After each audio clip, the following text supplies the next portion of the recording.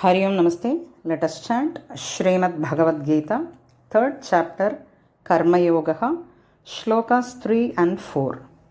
Shri Bhagavanu Vacha Lokesmin Dvividha Nishtha Pura Prokta Mayanagha Jnana Yogena Sankhyanam Karma Yogena Yoginam Nakarmana Manarambhan Naishkarmyam Purushoshnuti Nacha Sanyasanadev Siddhim Samadhigacchati.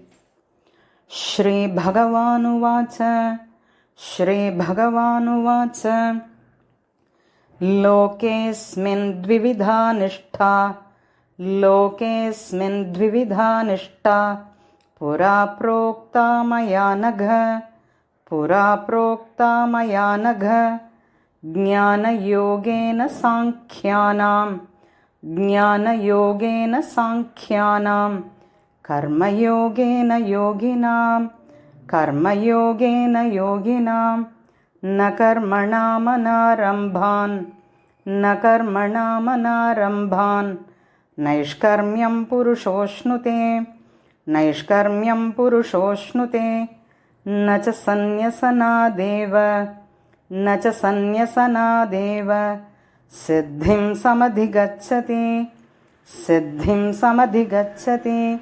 Harihi Om.